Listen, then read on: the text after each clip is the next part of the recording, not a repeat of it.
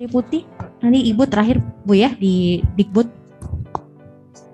Baik, terima kasih juga besar. Pak Aba senang yang besar-besar. Ya. Terima kasih Bu Bella. Saya akan coba merunut beberapa hal yang tadi disampaikan. Mulai dari Pak Lesmana tadi. Kenapa sih Kemenak tidak dilibatkan atau pada event ini belum diundang? Mungkin dugaan saya karena Kemenak kemarin belum mengikuti seleksi P3K. Itu dugaan saya yang pertama. Sebetulnya seleksi P3K ini kan bukan kita mulai pada tahun 2021 kemarin saja. 2019 sudah kita mulai P3K. Kalau Pak Ba masih ingat, kita sudah memulai ada 51.000 orang yang lulus dan sudah ditetapkan nomor induk P3K-nya sudah yang bersangkutan kemudian sudah ada kontraknya dan segala macam. Itu di 2019 yang lalu. Memang di 2019 itu Kemenak sudah kita undang Pak di Panselnas, tapi datanya nggak siap. Itu persoalannya sebetulnya. 2022 kemarin yang sekarang ini itu juga sama. Kita undang juga. Sekarang teman-teman di Kemenak sedang menyiapkan datanya. Kalau Dapodik itu relatif sudah siap datanya. Jadi relatif walaupun tadi ada isu yang disampaikan oleh Pak Danang terkait dengan updating. Ini juga isu yang sebetulnya dari awal di Panselnas saya masih ingat, dan saya kalau Prof Nunuk masih ingat, saya terlalu teriak-teriak itu Pak Danang. Waktu itu ada Bu Juris segala macam. Hati-hati dengan data, gitu. Hati-hati dengan updating data. 193.000 yang tadi disampaikan oleh Prof Nunuk itu salah satunya karena itu. Salah besarnya ya. Salah besarnya itu karena itu sebetulnya. Ada yang sudah honorer, kemudian dia honorer di swasta, misalnya dia tadinya di negeri tapi kemudian sudah pindah ke swasta tapi datanya masih tercatat di negeri.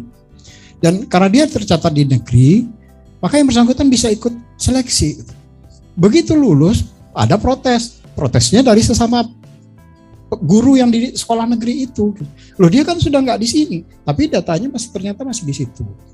Isu yang lain adalah dia sekarang mengajar di sekolah swasta, kemudian tidak dilepas oleh yayasannya, sehingga nggak bisa diangkat. Ini menjadi isu lagi.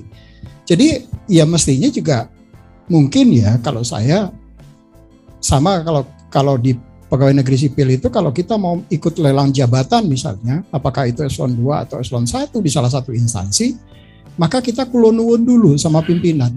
Boleh nggak saya mendaftar ke situ? Boleh nggak saya ikut lelang di situ? Sehingga nanti diharapkan begitu yang bersangkutan ikut seleksi, lulus seleksi, tidak ada isu kemudian nggak dilepas. Nah ini menjadi persoalan. Karena mendaftar sendiri, kemudian ada, kalau di pegawai negeri Pak, kalau orang ikut seleksi kemudian tidak ada ikut seleksi apakah JPT Pratama ataupun JPT Madya, tapi tidak ada persetujuan dari pejabat pembina kepegawaiannya, maka dia langsung dicoret. Dia nggak bisa ikut seleksi, karena itu salah satu persyaratan mutlak. Nah, mestinya mekanisme ini juga dibuat seperti itu. Karena kan kita harus memberikan kesempatan yang sama, tetapi jangan sampai nanti begitu yang bersangkutan lulus, terus kemudian nggak bisa ngisi formasi. Atau formasinya kemudian jadi kosong.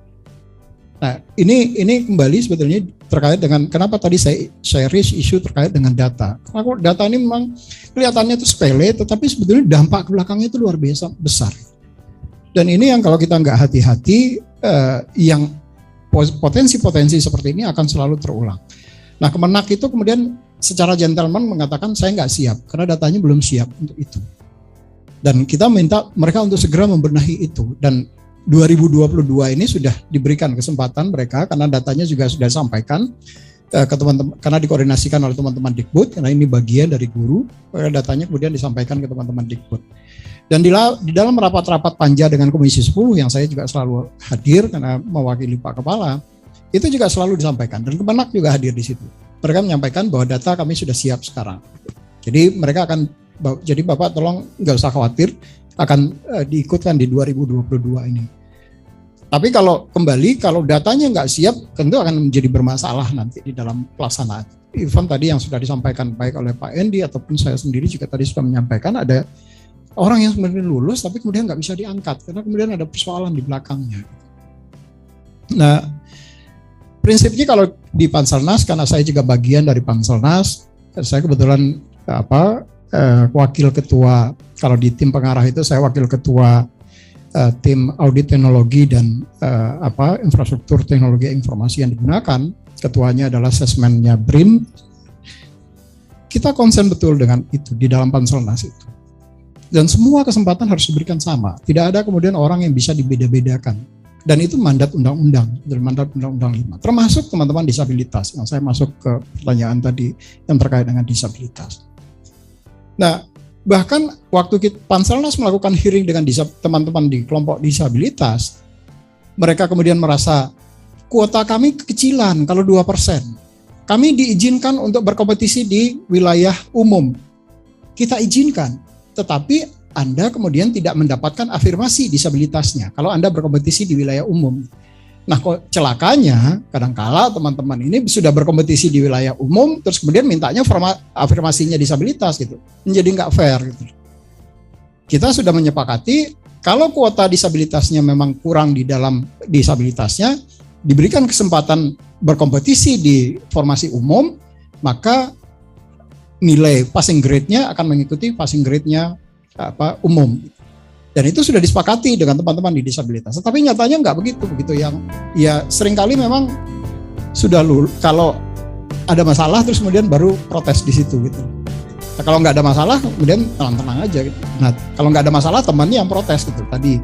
Oh, ini bukan disabilitas nih, kenapa kok dia tiba-tiba ngisi yang disabilitas? Jadi temannya yang dan sekarang ini saya lihat kecenderungan Pak di 2 tahun terakhir ini protes itu antar sesama peserta. Jadi bukan lagi menggugat jadi instansi pemerintah ini BKN itu cuma jadikan sebagai mediasi saja atas konflik antar peserta. Nah, kita kemudian telaah lagi datanya, kalau datanya memang kemudian tidak sesuai dengan persyaratannya, ya itu yang kemudian menjadi kita TMS-kan atau kita MS-kan. Jadi kita akan, itu pentingnya kalau kita berbicara di sisi dengan menggunakan teknologi. Kalau kita menggunakan fisik, dokumen fisik, bisa sangat terjadi potensi kemudian datanya dihilangkan atau datanya disobek, kertasnya disobek. Tapi kalau teknologi, kalau datanya dihilangkan, record-nya akan tercatat di situ siapa yang menghilangkan. Jadi kalau ada apa-apa ya kita bisa menjaga kepastian itu. Itu kira-kira Pak Lesmana terkait dengan tanggapan saya tadi. Terus yang Pak Mukhlis, memang betul Pak, ini yang juga saya sudah sampaikan dari awal. Dan termasuk yang sekarang pun saya ingatkan betul. Hati-hati betul kalau kita mau menetapkan. Saya ingatkan berulang kali, saya ingatkan di Panselnas ke teman-teman. Ini juga akan ada potensi kalau kita nggak sama-sama memiliki komitmen yang sama terkait dengan penganggaran ini. Kalau dikatakan bahwa anggarannya menjadi tidak terbatas, tentu nggak bisa.